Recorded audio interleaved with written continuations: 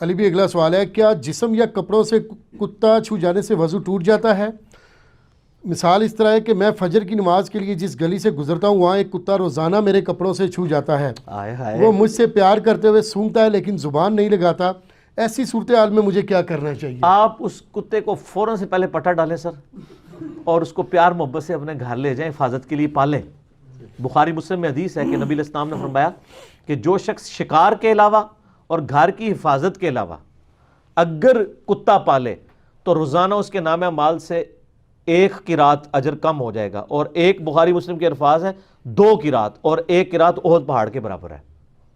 ان 2 وجوہ کی بنا پر، یعنی گھر کی حفاظت کے لیے اور شکاری، وہ جو سورۃ المائدہ میں آتا ہے نا، شکاری جو کتے آپ نے سکھائے ہوئے ہوں وہ شکار، تو یہ جائز ہے۔ تو سر اتنا اگر کوئی پیار آپ سے کر رہا ہے، ٹھیک ہے، تو اس کتے کو آپ گھر لے جائیں اور اس کو حفاظت کے لیے رکھ لیں، ٹھیک ہے، سدھاریں۔ ظاہر ہے وہ آپ سے پیار کرتا ہے تو حفاظت بھی کرے گا۔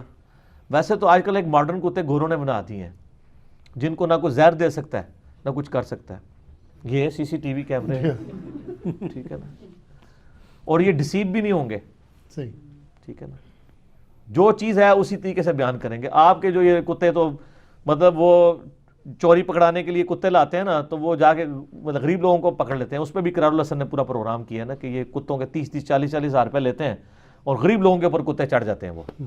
تو آپ کے کتے جناب دھوکہ کھاتے ہیں، لیکن یہ گوروں نے جو کتے بنا دیے نا سر، آپ کو پتا لنڈن الون، لنڈن میں 1 لاکھ سے زیادہ سی سی ٹی وی کیمرے لگے ہوئے ہیں، ٹھیک ہے۔ اور ہمارے بھی یہاں پہ سیف سٹی بنائے تھے ہمارے ایکس انٹیریئر منسٹر نے اسلام آباد کے اندر، ان کی بیٹریاں تک لوگ اتار کے لے گئے یار، آپ اندازہ کریں۔ تو یہ جو اس کتے کی طرف آئیں، وہ کتا اگر تو ان کے کپڑوں پر زبان مارتا ہے یا جسم پہ زبان فزیکلی ٹچ کرتا ہے تو وہ حصہ تو ناپاک ہو جائے گا۔ اگر وہ صرف سونگتا ہے، جیسے انہوں نے لکھا ہے کہ وہ سونگتا ہے ایسے ہی، یا کپڑے کے ساتھ ٹچ کرتا ہے، تو ظاہر ہے کہ وہ تو ناپاک نہیں ہے۔ تھوک اس کا جو ہے نا کتے کا ناپاک ہے، اگر تھوکے گا وہ ناپاک ہوگا، باقی جسم کے ساتھ ٹچ کر دے تو کوئی مسئلہ نہیں ہے۔ اور جن لوگوں نے پالے بھی ہوئے ہیں نا، شوقیہ پالنے کی تو نہیں، حفاظت کے لیے اگر پالے ہوئے ہیں تو ہم کسی پہ فتویٰ نہیں لگاتے کہ وہ دکھلاوے کے لیے کیا ہے، تو وہ بھی اپنے پھر کپڑے لاتا رکھا کریں اگر اس طرح زبان تک معاملہ جاتا ہے جی، اور تھوڑی سی ہمت کریں، اگر وہ آپ سے اتنی لاڑیاں کر رہا ہے تو آپ ایک ڈنڈا ہی رکھ لیں، ڈنڈا پی رہا ہے، ایک دفعہ اس کا لاڑ نکال دینا تو بلکہ بڑا ڈنڈا اٹھا لینا، کیونکہ ڈاکٹر صاحب بڑا ڈنڈا بھی اٹھایا ہو تو ویسے ہی نہیں نزدیک آتا۔ میرے خیال ہے ایک بار تجربہ کریں، وہ بڑے والا ڈنڈا اٹھائیں، ٹھیک ہے نا، 2-3 بار کھڑکا کے چلیں نا، تو پھر اس دن چیک کریں کہ وہ آپ سے لاڈ کرتا ہے کہ نہیں، ٹھیک ہے۔ تو تھوڑی سی انجینئرنگ بھی کر دوں ادھر۔ فقہ حنفی میں یہ لکھا ہوا ہے کہ اگر کوئی شخص کتا اٹھا کے نماز پڑھے تو اس کی نماز بالکل درست ہے، لیکن اگر کوئی شخص اپنے چھوٹے بچے کو اٹھا کے نماز پڑھے تو اس کی نماز باطل ہو جائے گی۔ اچھا، وہ پھر نہیں ساتھ انہوں نے ساتھ اس کے آداب بھی لکھے ہیں، وہ جیسے کہتے ہیں نا استنجے کی 98 سنتیں اور آداب، تو کتا اٹھانے کی آداب بھی انہوں نے لکھے ہیں۔ اچھا، یہ کتنی کہانی ہوتی ہے، سنتیں اور آداب کا مطلب یہ ہوتا ہے کہ سنت ایک ہی ہوئے گی، باقی سارے بابیاں دے آداب ہوں گے، تو وہ جھوٹ سے بھی بچ جاتے ہیں، توریہ کر لیتے ہیں۔ تو کتا اٹھانے کے آداب، تو فقہ حنفی میں لکھا ہوا ہے کہ کتا اگر آپ اس طرح اٹھا کے نماز پڑھیں، دیکھو کڈی وڈی کہانی ہے، تو اس کے منہ کو باندھ لیں گے کہ آپ کو زبان مار دی، کیونکہ اس نے زبان مار دی تو کپڑے ہو جائے گے ناپاک، تو نماز تو آپ کو پھر دوبارہ لٹانی پڑ جائے گی۔ اور کہتے ہیں بچے کو اٹھا کے کریں گے، بچے کے ساتھ کیوں کیا؟ کیونکہ ان کی اسپیسیفکلی دشمنی ہے حدیثوں کے ساتھ۔